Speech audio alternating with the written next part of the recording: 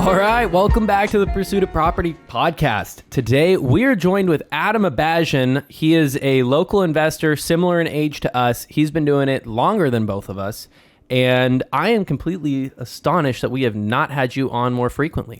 Yeah, I know. A little bit hurt by that too, actually, to start it off. But I'm glad I get to come on here and share what I know. So. Well, we were just talking. You're a little bit of a low-key investor. You're not as flashy as some of us on social media. And so sometimes people wouldn't even realize that you do as much as you do. And we're just super pumped to have you on and share your experience. Yeah, and real quick, before you say I've been doing it longer, actually, I think, Scott, we started about the same time after we both were working at Kuppa Joy. Yeah. So that's a little cool thing to bring it back to as well, that we both got into it right after that. So yeah, good little takeaway. But I don't really, like we were talking about, don't really talk about it a lot. I need to, so thanks for the reminder. But I've gone through a lot in the last 5 years or so I think I can still share a little bit with people that are kind of getting into it or might be have been in the business for a little bit. So I'm excited.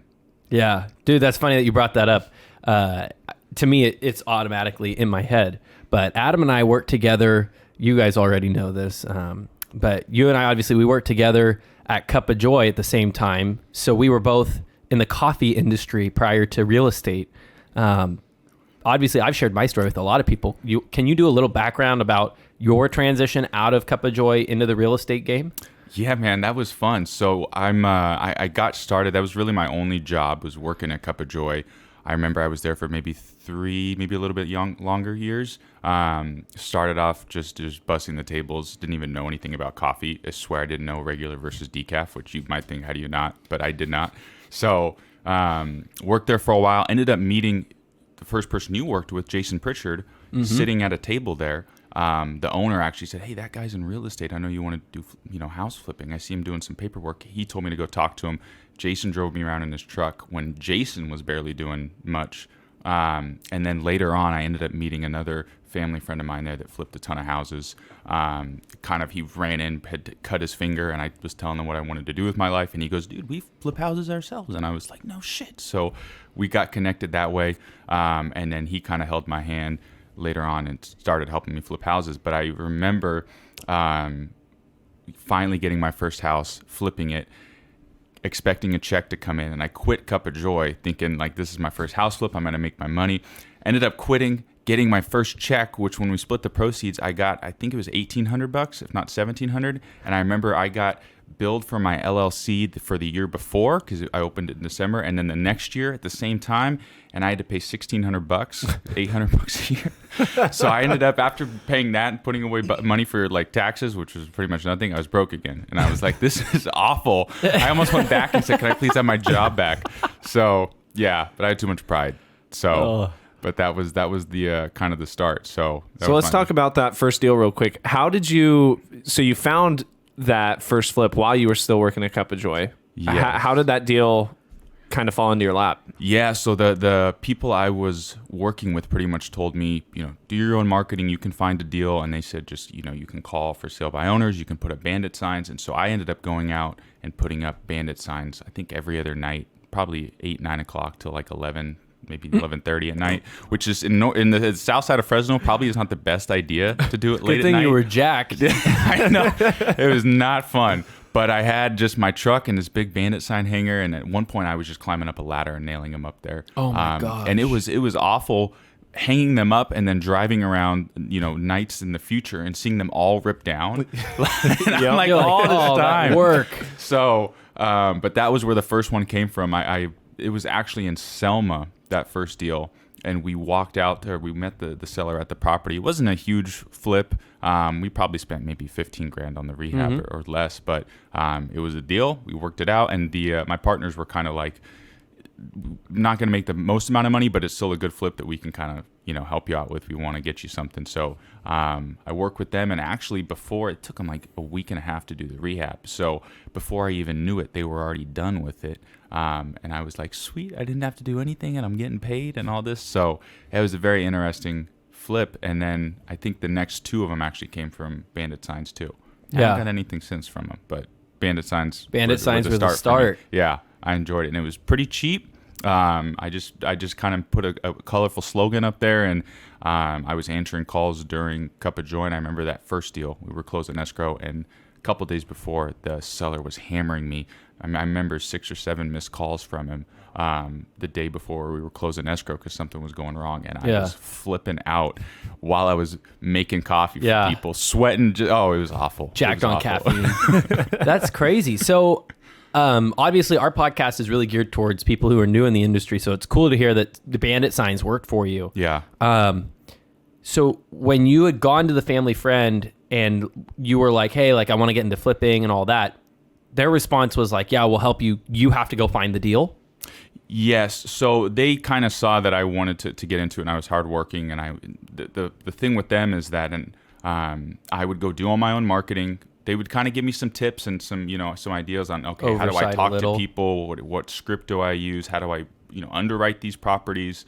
But for the most part, as you guys probably know too, when new people come to you, it's kind of tricky to say, yeah, let's work together, because half the time they're not that serious, and then you end up wasting your time. So they were doing upwards of 100 flips a year at that time, legitimately.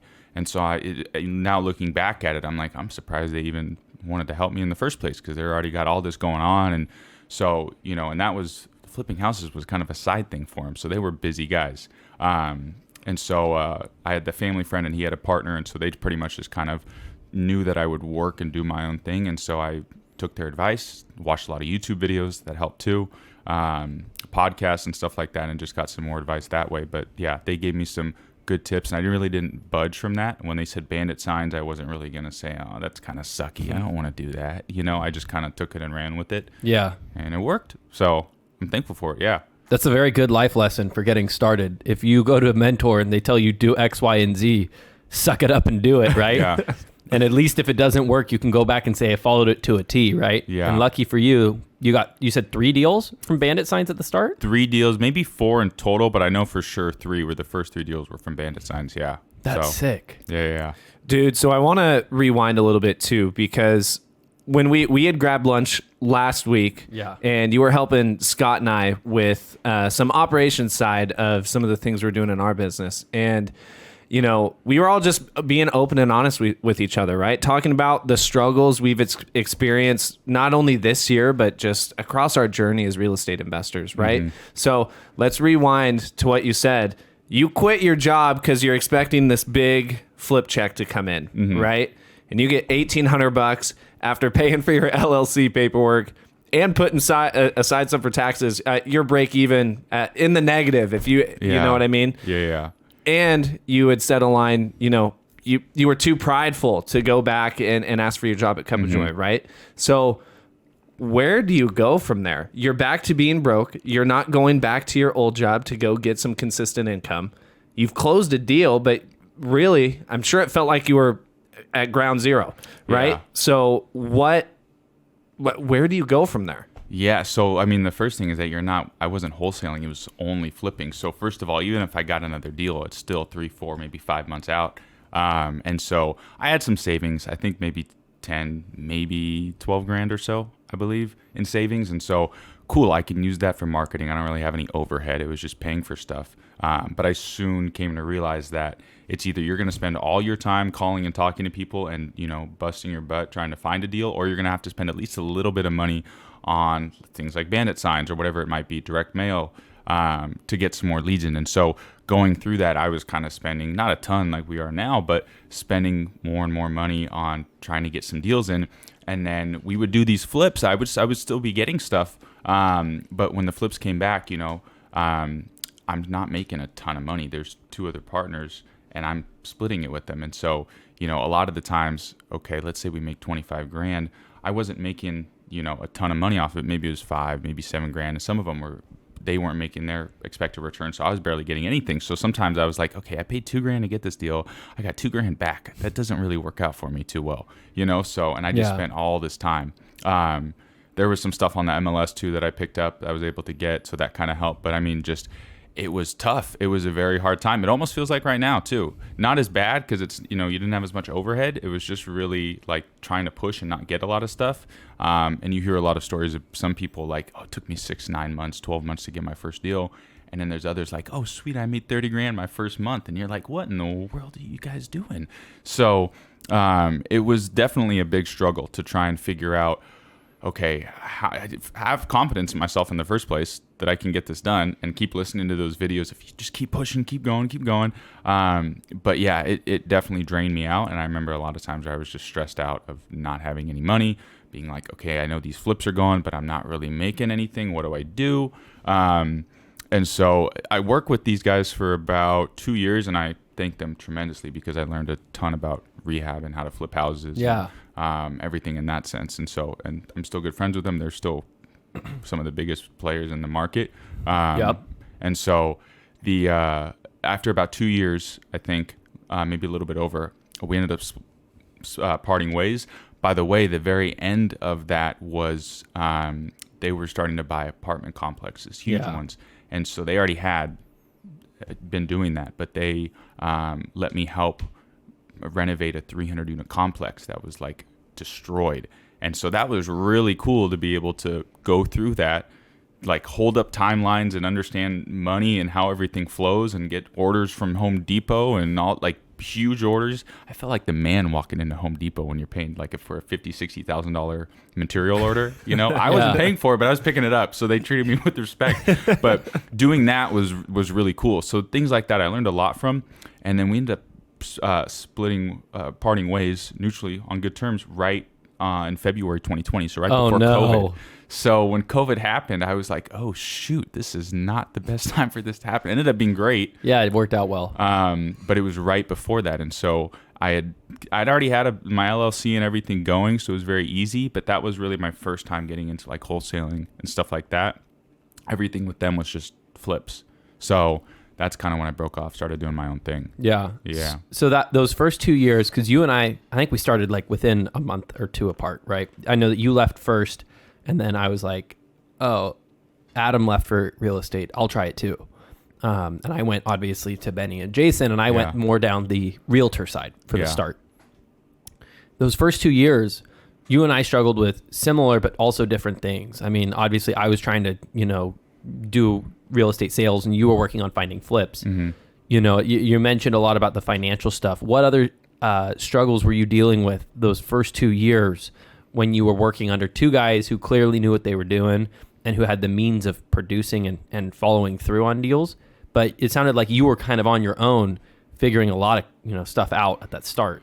Yeah, I think the biggest thing is that you see on social media the success of people making their money in real estate, kind of living large where they're younger too, and you're like, and for me, I expect the highest standards of myself. So I think I'm the absolute. I know I'm not the greatest, but I think of myself as the greatest, and anything less is a waste of time. And so when I'm doing this and I'm not succeeding in the first couple years, or at a great level, it's like hey, look, I'm flipping these houses, but I don't have any money to show for it. So I'm kind of sitting back, and I'm just upset that everybody else was making money themselves, and I'm still sitting here working with people, and I'm not making a ton of money.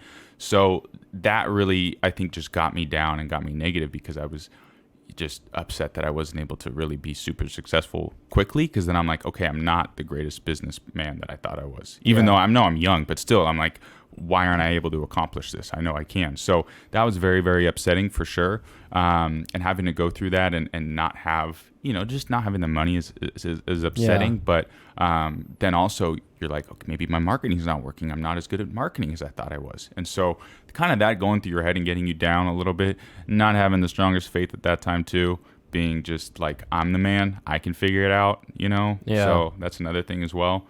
That definitely weighs on you. I know social media is very big on, look at all that I'm doing.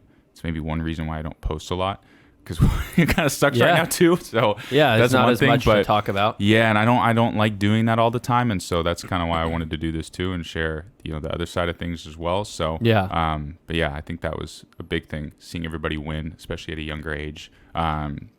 You guys included as well too. I know, working with Jason and everything. But just, everybody on social media posts a lot of successful stuff. And so looking at that, you're just kind of discouraged for the most part, I think. That was the biggest thing. Well, and when you're sitting there like that too, it's it's kind of a catch-22 because, you know, you have kind of two choices, right? You can have the unwavering confidence in yourself, like, hey, I know everybody's telling me this takes, you know, time to build up. I know shit doesn't feel good right now, but I'm going to keep doing all of this and have the confidence in myself and know I'll get there. But also kind of on the seesaw of, you know, at what point, you know, do I say this isn't working, right? I've been in it for a year and a half. I have no money to show for it. How much longer am I going to go before I decide, hey, this isn't for me? Did you weigh that at all? Was that ever a thought in your mind? See, the tricky part, I think, for that, it's a great question. And I've been thinking about that now too. And so I have two kind of perspectives on that. The first is that I don't like to quit.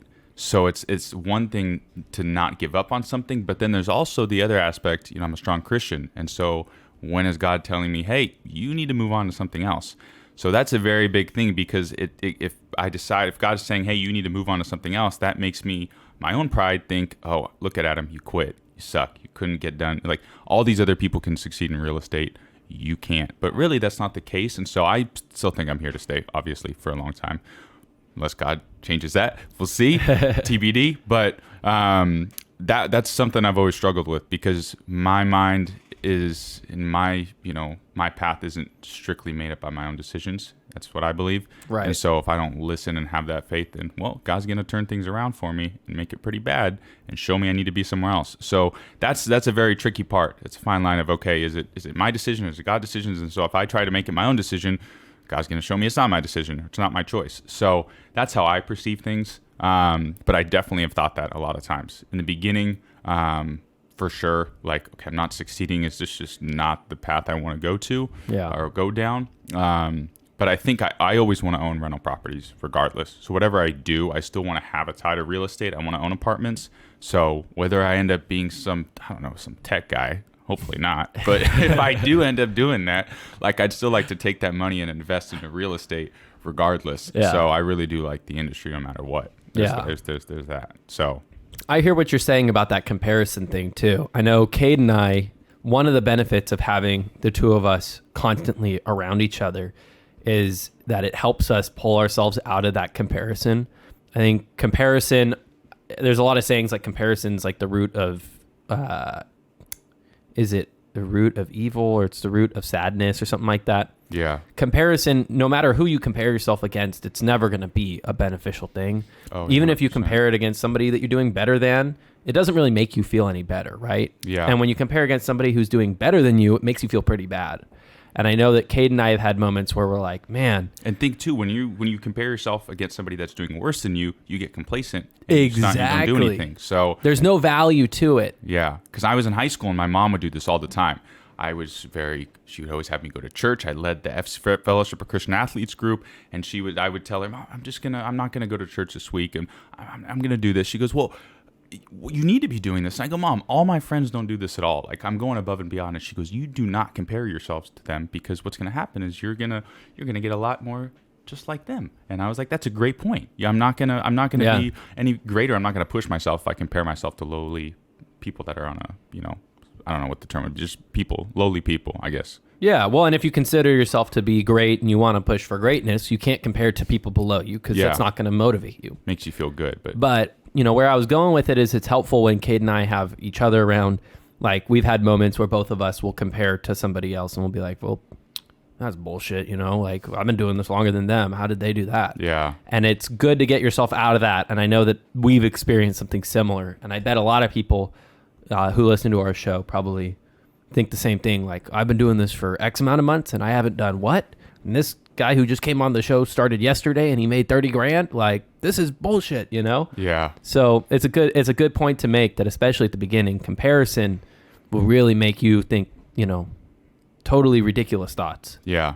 I agree. Definitely gets you down on yourself. And that happened to me. Yeah. Still happens to me. I can't lie. Still happens to me a lot. Because now I'm 24 and I see 18-year-olds that are breaking into wholesaling and making all this money. I'm like, this is not fair. Why is this happening? So, and then you're like, oh, they're in a different market than me. They have this going on. And it's not true. It's not true. Everybody's different. It's all going to have its own path and all play out in time. Yeah. So. Yeah, I think just a big part of that too is it's what everybody talks about. We've hammered it before. I mean, it's, the abundance mindset, right? That there's going to be deals for everybody, whether you're an 18-year-old just getting started and crushing it and finding success, which we know of a handful of people like that. And it's like, dude, oh, if only I could, it's like, dude, 18-year-old out here crushing it. Here I am. We're 23, 24, 25. And it's like, but dude, there's so many deals out there. There's so much money to be made. And that's why I think even like our younger group of investors, right? Because, we have all of the seasoned guys who have been doing it for a while, who have been our mentors, who continue to be our mentors and provide value, right? But I think there is something to be said with like our younger investor community, which is, why we continue to stay in touch and network and collaborate and collaboration over competition, dude. If an 18-year-old is going out there and freaking crushing it and finding deals, what can I learn from you, right? Bring that guy over. Bring him into the room. What pride can I push aside? Yeah. What can I learn from you for you to be doing all of this? What value can we provide each other? So, I think really good lessons to be learned, especially at those starting years. And I was going to say that too. I continuously go back to saying this.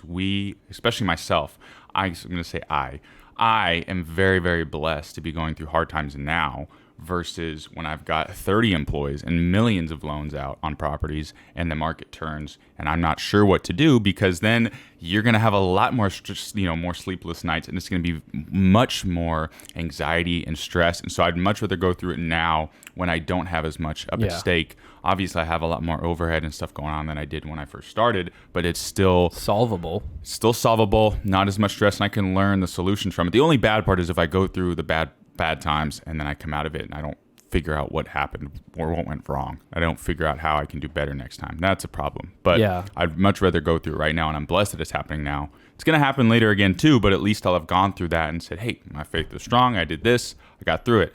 I remember when this happened, I had to do X, X, and X, and I can solve it. So, that I'm blessed to have it going on now versus later. So. Well, and obviously you're somebody of strong faith and you're in good company. I've been going to like a lot more religious things. Like I've been going to mass. Like even I went to mass this morning. Mm-hmm. I joined like another group of it's all older guys. Like I'm the youngest by like 25 years, and then beyond that guy like 40 years. Right? Mm-hmm. These are all guys in their 70s. But it's interesting putting myself back around people with faith and saying to myself, be grateful for the strengths that I have that have kept me around this long. Yeah. And like I've learned like instead of asking for less problems, I've been praying almost every day for better skills. Yeah. Like I'd rather have the same problems, have the life that I have, but be better at solving it than ask for a simpler life. Yeah. Like that wouldn't make me happy. I agree, man. And I think too with, I know this is obviously a real estate business podcast and everything like that, but if I didn't talk about my faith, because it's gotten me through it, I'm going to go to this Investor Fuel event, and we have to give like a something of value. Like, we kind of present our business. We talk about, okay, here's what I need help on. And then we present something like, here's what I can do to help you guys in the audience. And my thing is going to be my faith, because I'm like, everybody in this room was probably, in that room that I'm going to go to, was probably stressing out and still is stressing out through this whole year, this whole negative cycle.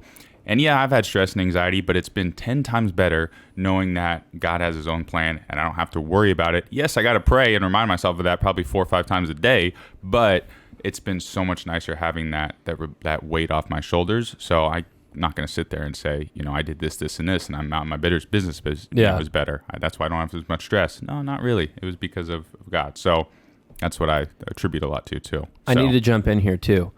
It's important to me that we talk about our faith. Excuse me, went through puberty. Still going through it. Huh? Yeah, exactly. Voice cracked super bad.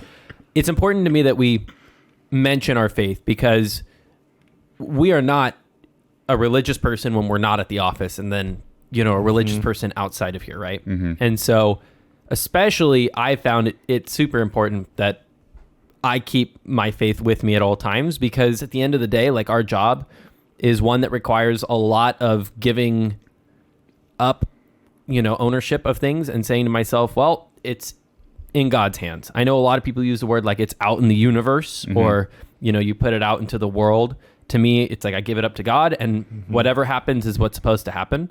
And it also keeps me super morally upright, at least I feel, because I think there's a lot of opportunity in our world to really do terrible things to people and get compensated for it, right? And I think keeping that religious part of me active in the forefront of my mind keeps me upright and honest with people that like, okay, you know, I could totally buy this home from this person for way cheaper, but is this really what I'm being called to do? What is the highest price I really can pay? Or, you know, who can I help today instead of how much money can I make today? Yeah, serving others before yourself. I mean, all the morals in the Bible are the same top morals in business too. It's very interesting how that correlates. So if you abide by those, you'll have very good, you know, fruits that come into fruition, you know, in your business and in your life in general too. So yeah, I agree 100%. Talk us through the next stage of your business. So after you separated from your mentors and you really went on your own, you hit COVID. That's got to be an interesting story. And then you also added all the wholesaling side of your business. Yeah. So when I was with my initial partners, they didn't really do much of wholesaling. They would just kind of take stuff down as flips. So I did lose out on some money there because I was like, oh, this deal doesn't make 30 grand on a flip. Toss it. You know, that was kind of my perception of things. But once I broke off on my own, now we're March 2020, COVID hits, and I'm like, oh shit, what's going on now? So that was definitely just a huge hit of, I don't know what's going to happen. This could be awful because no one had ever nobody had ever seen that before. They didn't know what was going to happen. Everybody was sidelined, kind of similar like they are now, but just not. Now it's predictable, like, or at least a little bit more because we see what's going on. So it's happened before, at least. Yeah, we didn't have a worldwide pandemic like that to where stuff shut down. So when that happened, I started doing more wholesaling, yes, and I know I kind of started to pick stuff up. I think I hired my first employee right around February, who's still with me today, Miss Maria out of the Philippines. She's a baller, and so I slowly kind of started to build my team from there. I would do some wholesaling, I would do some flips. Shout out to Michael Zuber. I still work with him. Actually, we got 3 going on right now together. So he's a great person. I work with and partner with, very easy going with me. One rental at a time on YouTube. Yeah, one rental at a time. Dude is very, very knowledgeable on the market and has helped me a ton. So I started working with him a little bit because he kind of knew my old partners, and he owns a bunch of rentals, and we kind of just got correlated together. He kind of saw the same thing. Okay, you can work hard. I don't want to do that work. I like looking at the market and evaluating things. I got the finances to help out. So he was a great resource. I still do some flips with him, obviously, and I was doing some back then. But yeah, I think really I just started wholesaling more houses, started slowly building up the business, got one employee. Okay, cool. Got a couple deals down, got another. Cool. And that first employee was doing SMS, doing some cold calling, outbound marketing for me. Still doing that to this day. And so that first year, just to break it down, first year we had hit right at 6 figures, like right at 100 grand. Oh, perfect. And so that was pretty sweet. I was like, oh, awesome. I hit my first target. 2021 came, and man, you could sell anything. You could lock up anything. You could sell anything. And so it was very fun, but it's also very tricky now to see it. That's not how things usually go. So I remember locking stuff up and selling it for prices where I'm like, why is this person paying this price? I don't care, but why are they, I almost wanted to say like, you sure about that? You sure you want to pay me that much money for the deal? And we were just cranking stuff out. So then we hit 300 grand. I was like, 3X'd in 1 year. 3X. So I go 2022, we're just going to double down on marketing and we're going to hit $1 million. It's going to be easy. It does not work like that. I figured that out very, very quickly.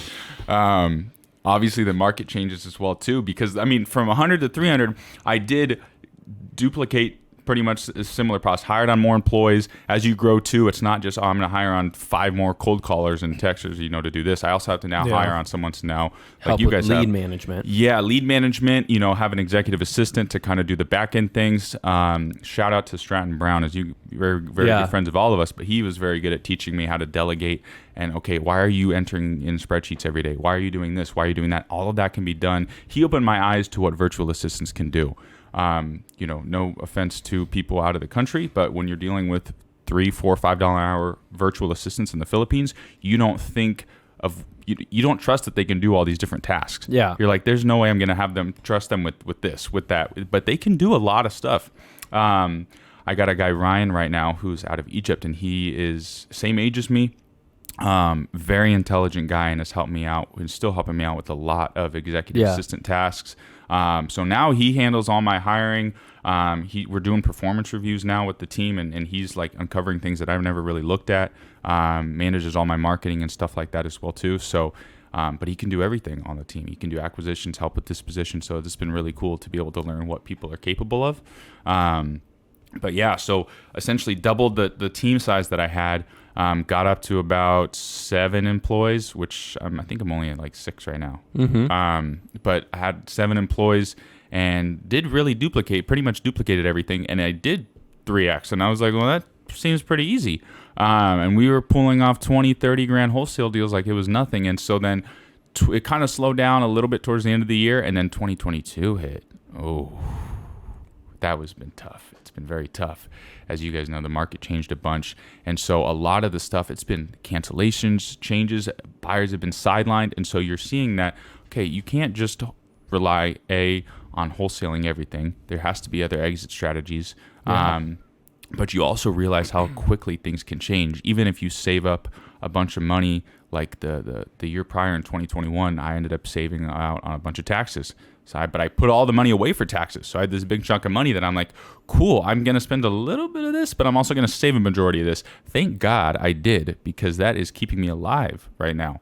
And it's very interesting to see how quickly that can dwindle when you have overhead and you're paying for marketing and employees, and you're spending stupid amounts of money on Podio CRMs to make stuff pretty because I'm OCD and I want things to look nice. And so you learn that even if you make just a little bit of money, you don't get to go spend it foolishly. And God's teaching me that lesson. You don't get to go spend your money and go do all these fun things for your business. It was one, spend it foolishly on your business, but then also spend it foolishly in your personal life. Like, as you guys know, I love bonsai trees, but I have 25 of them. I should not have 25 of them. I think I told you, I don't know if I told you guys, but I went down with a buddy of mine to the auction in Berkeley, and they were auctioning off 105 trees. We were 6 trees in, and I had bought 3. That was oh my gosh. Well, I know that we've learned our lesson similarly at different times. I know I learned that lesson a little bit earlier in the business. I have shared a whole bunch of times, but I made, I don't know, it wasn't very much, but maybe it was like 30 grand. And then I spent it all, and I didn't have any money for taxes, and it was terrible. So I'm glad that you've learned that lesson. And obviously it's not a fun one to learn, but it's good to share with people that, save for the rainy day. In 2021, everybody was making money hand over fist. And now, as the market's becoming more normal and people are still able to make money, but not at the speed at which we were doing it before, it's good to have, disciplined yourself and saved some of that money. Yeah. And to be able to pivot too and figure out how to change things around, but also have really, really good mentors and people that you can turn to in those times. Like, I'm very, very blessed to have, personal and spiritual mentors that I can turn to and ask when I have issues. Thank God for that, because that has come up a lot. But also business mentors, people like, Michael Zubers, people like Stratton. You got you guys as well. A couple people maybe not everybody knows, but that I can pick up the phone and call and, hey, I'm going through this problem. What would you do here? I need some help. And just them, a lot of the times it's stuff like, I listen to your guys' podcast, and I think I was telling Stratton, there's a lot of stuff in there that, like, I already know, but it's just a reminder. Like, why aren't you doing this? You should be. You know this, Adam. You've heard this before. This is a common thing. It's a fundamental, but you're not doing it. So sometimes we just need reminders, and we get in our own head. I probably said 1,000 times this year, I feel like a chicken with my head cut off. That's what I feel like. Just running around. And so it's very good to take a step back and just do what I've heard is called a brain dump, and just kind of figure out what you're going through, how you can solve it, instead of just, because taking action on stuff is very good, but if you don't plan ever, and if you don't take a step back ever, then you're just, again, operating with like a chicken with your head cut off. There's 1,001 times. So, that's how it feels. And so being able to have people that you can talk to and just give you basic advice, you're like, oh yeah, I should do that, or okay, thank you. And so that's been the biggest thing ever. So keeping those relationships for sure in these tough times too, has been, man, lifesaver. for Well, sure. and you know what's interesting too with that is, you know, going to a new investor who's like, you know, all of my problems would be solved if I made 300 grand like Adam did, right? Or if I made 100 grand, or even if I made gross 10 revenue, grand, by the way. Gross revenue. Gross revenue. right? But coming from the standpoint of it, you know, if only I, you know, if I was like Adam and if I could close 20 grand, all my problems would be solved, right? But and we've talked about this before, and I think it's a good recap. You know, you got to that point, gross revenue 6 figures, gross revenue 3x to 300 grand, right? And then this year, right, all of the problems you know we are all experiencing in our businesses now, they're not the same problems that we were experiencing when we just got started, right? So I think it's a good reminder for the people who are just getting started. It's not that all of the problems go away, the problems just change. Right? No matter what stage you're going to be at in the business, no matter how much money you make, no matter how many deals you close, you're always going to have problems. But being able to surround yourself, exactly like you said, have the network of each other, have the network of mentors, people who have gone through the same exact issues and problems, and you don't have to reinvent the wheel. Yeah. And they tell you do X, Y, and Z, and you go and have the discipline to do X, Y, and Z. And go. But I think it's a good reminder that the problems don't go away. They just change. No matter how much money you make and no matter how many deals you close, there's always going to be problems. Yeah, and I think one thing to add to that too is obviously when you go to bigger levels and you keep growing, there's different problems. You're evaluating different things. But then when things get tough, I think one thing that I had ignored at first and that I would kind of learn the hard way too is like when things are tough and you have to dial things back, that does not mean if you've already hired out people to do acquisitions and other stuff, that does not mean now you're too good to do that. When things are tough and you might have to lay somebody off or you know, you don't have funds to keep doing stuff, you need to go back to the fundamentals and do that yourself. So like I've been going back and I wanted to hire an acquisitions person. And I've been going back kind of to the basics and going through doing some lead generation, calling people all day long. Like I'm not better than that now. That's one thing too, where you know, if you're a CEO of a company, you know, them having to go get in the nitty gritty, and do all of that too. That's still, they still need to go do that when things get tough. And so sometimes we have a little bit of some pride and some ego and we don't want to do that. And so I've learned that, okay, when things are tough, you got to go back and stop sitting on the sidelines. Yeah. So, I mean, every day this week, I've shown multiple properties. That's something that I used to really not like. I used to not do it at all, actually. And I was at a position where I was selling. I mean, in the last 2 years, I've sold like 25 million, right? It's quite a bit of houses. But in order for me to continue to do well in this industry, I have to pivot. And I've actually been showing people, like on Saturday when it was pouring rain, and anybody who knows me, I hate the rain. I showed 8 houses on Saturday. We got an offer accepted for a buddy, way under. Life is good. Yeah. And like what you're saying, it's like put down the pride that thinks that like I'm beyond that now, and go back to some of the basics. And like, you know, success is a constant achievement, right? You have to do it every single month. yeah. You know, if right now I'm in a position where a lot of money is to be made in the buyers, well, go work with the buyers, right? Don't hire out a buyer's agent or an acquisition person. You know, get back in the mud and do the work. And as you continue to elevate, like you said, you can then hire back out, but be willing when times are a little bit different to pivot, do what you need to do, and then continue on. Yeah.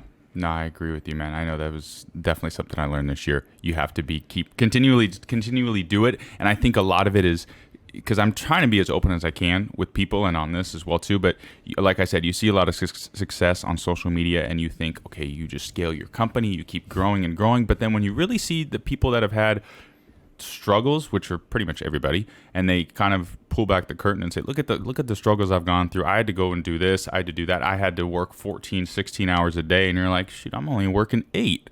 What do I expect to happen? You know, so that kind of motivates me and gives me encouragement, like, okay, every business owner is going to have to go through this. So I understand that people on social media and other things show that, okay, everything is successful, but a lot of the times either A, they've already been past that, or B, they're just not showing it, that they have to be in the, you know, the grind all the time, you know? So that's one thing too, where I'm like, I you know, people have said, take it easy, you need to stop working so much. Well, right now, you know, I kind of have to. I kind of put the pedal to the metal because it's crunch time. So, but that's given me encouragement to see that, everybody has those struggles and has to go through them. And if not, you're going to get them later on, and it's going to hit you way harder, and it's going to suck a lot more, and you're not really going to know what to do, and you're going to lose a lot more. So I'm totally there with you. I was thinking about it this morning. I was in the shower and I was thinking about, remember all those times that I said, I was like, I'm doing really well, but I don't feel like I'm working. Do you remember all those months that I said that? Well, now I'm in a position where I'm working what I feel like is damn hard, and I'm making a fraction of what I was making earlier. Yeah. And I'm still doing well. I can't complain. But, I remember telling myself, well, I need to figure out what I can be doing to work hard. And I never did that. And I was kind of like falling into deals, and it was great. And I enjoyed that, 8-month span where I felt like I wasn't working. Mm-hmm. But now I'm like, well, I'm going to pay my dues. I got at least 8 months of working twice as hard and making half as much, Yeah. That's just how it's going to go. Yeah. I've been listening to motivational videos. David Goggins. Listening to him scream at me. Stay hard. That's been carrying me through it too, for sure. Listening to that, because you do feel mentally exhausted. And you're like, okay, you have the people that aren't business owners or aren't entrepreneurs. Hey, this is really taxing on your brain. You're working too much. You need to take a break. And I'm like, I can't take a break. There's no time for that. And so even my mom, she's my biggest supporter ever. But a lot of the times, I've had to kind of groom her and show her that it's not an 8-hour workday. It doesn't work like that. I'm sorry if I'm up till 2, 3 in the morning some days. If I'm pulling all-nighters, it's going to happen sometimes. So, that was one thing too, where sometimes you're going to get the wrong advice and wrong kind of push from people too, and sometimes that's just not the case. Sometimes you do need to put the pedal to the metal and just keep working and grinding stuff out. So unfortunately, that's where we are right now, but that teaches you a lot. And then later on, you can have that success story of talking about how much you worked and how hard you worked. And I pulled 5 all-nighters a week for like a year, and I got no sleep, and here I am now. I like those. You got to have a success story. So I'm fine with it. I like it. I enjoy it. And the cool thing is you're working on your own business. So you're not working for somebody else. So it's nice to be able to make that progress, learn for yourself, and the results are directly correlated to the amount of work you put in. So that's my favorite part. Yeah. So, dude, well, I'm so glad that we connected last week, and I'm really glad we had you back on the podcast, because I think... Don't say back on. It's my first time, bro. I think we had you way back when. Oh, wait, when we were in the cave over there. That's true. Okay, I'm sorry. No, I was here before. But it's just so fancy now.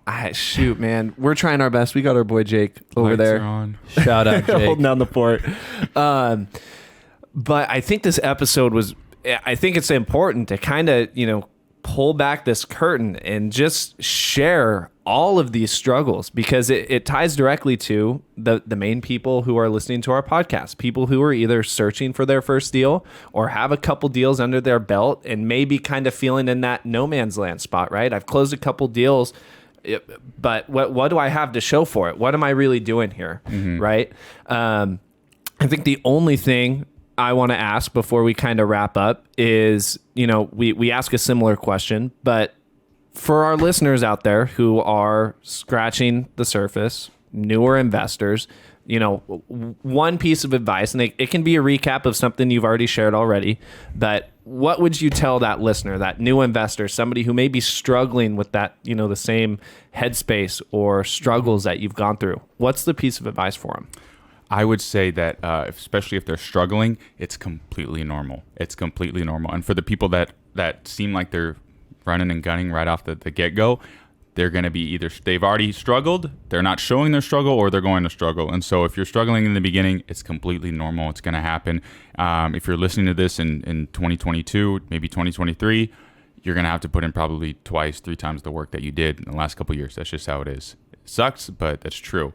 The other thing I've learned too is if you're doing stuff and I guess maybe for new people, I don't know how much this would apply, but I've learned that the stuff you did to got you where you're at isn't going to be the same stuff to get you where you're going. So I've had to kind of revamp how we approach things, fundamentally as a team, and just as myself, how I approach things and how even marketing, sales, whatever it might be. And so that might be something too. Maybe they're not doing things correctly and not having a good, effective use of their time. But I would say, man, it's normal. But I would try and reach out to as many people as they can and network. Try and be of value, as we always say, to people, because, when you don't really have much to add or to give to people, it's hard to kind of, get in touch with them and be able to really build a relationship. But if you can find some mentors that are willing to help you out and be honest and open with you, I think that'll be a very, very good help, because then when you trust me, and being a one-man business owner is not fun. It's nice when you get to keep all the profits, but then when you're doing all of this stuff yourself and first of all, I think I'm the man, right? So when I do stuff, I think, yes, this is right. But then I take a step back and I talk to other people. I'm like, oh man, there's 1,000 other ways to do this that I could have easily talked to somebody about, and so you don't have those ideas and stuff. And so if you're not talking to people that are on a different level than you, a couple steps in front of you, it's going to be very, very hard to get to that next level. Or you're just going to spend a lot more time getting there and spend a lot more money, waste a lot of energy figuring things out. Again, like having Stratton a couple steps ahead of me. So when I was starting out, talking to me, hey, this is what I did. This is how I got. These are the platforms I used. It just saves me money not having to go try out 3 of them and just say, oh, perfect, I'll use that one. So little things like that. I would say being able to have mentors too, and have those people on your side that you can call on speed dial if you need to and have them answer. It's a huge asset. Yeah. So that and man, you gotta have a strong faith. No, well, I won't say that. You don't have to. Can't force anybody into it, but definitely helps out for sure. Having a good faith, good relationship with God. That can definitely dwindle, but man, that's the reason I'm here smiling when I'm broke right now. So I feel like it. So that's my advice for sure. Well, Adam, thank you for coming on and sharing. I know you definitely shared a lot of personal stuff that not everybody would be willing to share, talking about the struggles you've dealt with. I know this podcast is going to go really well. I know people are going to DM me asking how to get a hold of you. What's the best way for somebody listening who might want to bring value to you and learn from you? What would be the best way for them to reach you? I'm pretty open, so you can give me a call or shoot me a text, 559-360-9622. Probably text me because I got a bunch of phone calls. Or shoot me an email to Adam at Kingdom Investments Inc., INC Incorporated, kingdominvestmentsinc.com. So either or, I'd be happy to help people out. But like I said earlier, if you don't have much to add, or if you're not really motivated or stuff or such, it might not be the best fit. So, but if you're serious, I'd love to help you out, answer questions. I'm a very loving guy, very open to. You are a very helpful guy. If you reach out to Adam and then he does not reach back out to you, you have done something dramatically wrong, because Adam will share with very many people. Yeah. 100%. Well, shoot. Thanks for joining, Adam. Thank you, guys. This will be live very soon. We'll make sure to post this and we'll keep you posted. But we're super grateful you're here, and we're going to have you back on for the come up story in a few months when you're back roaring and you're on a mountaintop, and we're going to talk about what you did to get there. Awesome. I'm excited for it. Thanks for having me, guys. Thank you.